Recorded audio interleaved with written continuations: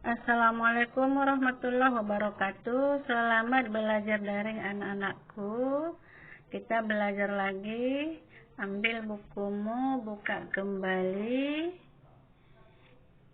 Kita tunggu sebentar ya. Lihat daftar isinya. Cari halaman bab 10. Menyayangi binatang dalam syariat penyembelihan Islam. Jadi kali ini kita akan belajar tentang ketentuan menyembelih. Ada beberapa hal yang perlu kamu ketahui tentang penyembelihan binatang. Antara lain ketentuan penyembelihan, tata cara penyembelihan, dan penyembelihan secara tradisional, dan tata cara penyembelihan secara mekanik. Oke anak-anakku, kenapakah harus kita sembelih terlebih dahulu? Kita menyembelih hewan dengan tujuan untuk menghalalkannya. Jadi menyembelih hewan itu adalah bentuk wujud kasih sayang kita kepada hewan. Bukan berarti kita menyembelihnya itu merupakan bentuk kekerasan terhadap hewan. Tidak ya.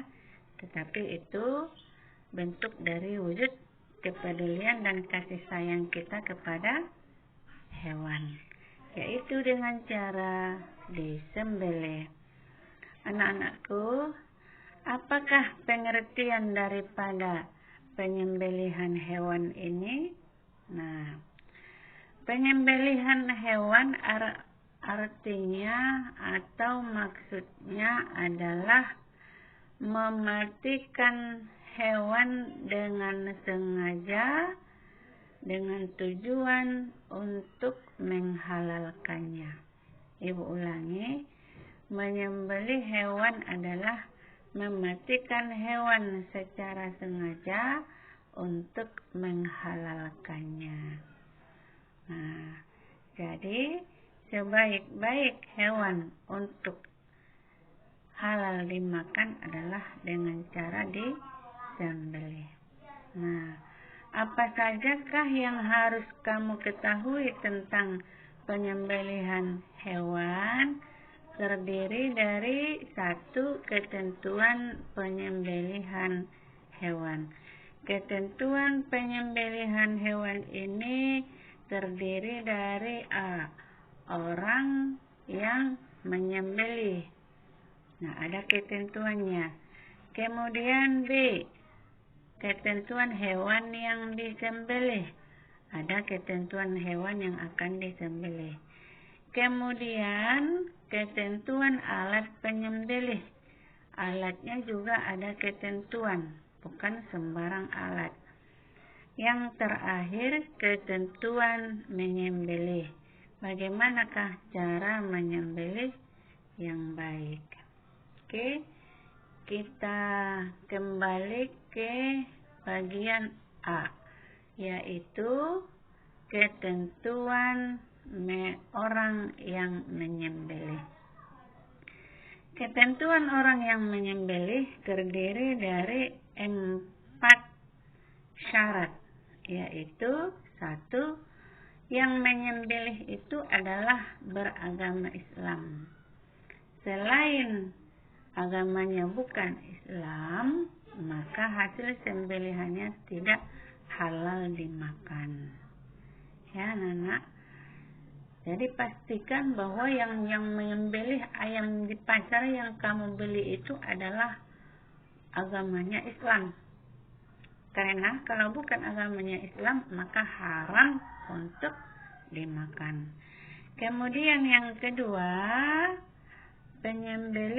menyembelih dengan sengaja. Ya, orang yang menyembelih itu dia menyembelih dengan sengaja. Artinya bukan dalam keadaan pingsan, mabuk, atau tenggen. Nah, tetapi dengan betul-betul dilakukan dengan sengaja. Ketiga, penyembelih balik dan berakal. Ini artinya orang yang menyembelih itu sudah dewasa menurut syariat Islam. Umurnya dewasa, akalnya waras. Nah, itulah yang dimaksud dengan orang yang sudah balik dan berakal. Yang keempat, penyembelih membaca basmalah. Apabila dia menyembelih tidak membaca basmalah, maka hasil sembelihannya haram untuk kita makan. Nah, kalau misalnya Bu, dia membaca Allahu Akbar, boleh. Yang tidak boleh itu adalah sama sekali tidak ada bacaan apakah itu bismillah, takbir, tahlil, ya, maka tidak boleh kita makan, haram, ya. Nah, kemudian B, ketentuan hewan yang akan disembelih. Kalau yang bagian A tadi adalah ketentuan orang yang menyembelih. Sekarang adalah ketentuan hewan yang disembelih. Hewan yang bagaimanakah yang boleh kita makan? Yaitu satu, hewannya masih dalam keadaan hidup. Artinya hewan itu disembelih masih jelas hidupnya, bukan hewan yang sudah mati lalu dia sembelih. Kalau sudah pasti matinya, walaupun disembelih, dia tetap haram. Contoh, ada ayam kena senggol di jalan raya misalnya. Kemudian setelah disenggol langsung mati. Tak, nggak ada lagi nafasnya. Tapi karena rasa sayang kan ayamnya sebesar begitu tidak dimakan, udah kita sembelih aja. Langsung diambil pisau, disembelih. Bismillahirrahmanirrahim. Walaupun diucapkan bismillah, menyembelihnya dengan sengaja, tetapi ayam tadi sudah jelas mati terlebih dahulu sebelum disembelih, maka itu namanya sudah bangkai. Bangkai itu diharamkan oleh Allah Subhanahu wa ta'ala, sebagaimana firman-Nya dalam surah Al-Maidah ayat 3. Nah, ini ayatnya sekaligus inilah dalil tentang penyembelihan. Jadi kalau misalnya Ibu tanyakan, coba sebutkan dalil tentang penyembelihan. Nah, inilah sebutkan ya. Mari sama-sama kita baca. Perhatikan makhrajnya, panjang pendeknya, tajwidnya. A'udzu billahi minasy syaithanir rajim. Bismillahirrahmanirrahim. حرمت عليكم الميتة والدم ولحم الخنزير وما أهل لغير الله به والمنخنقة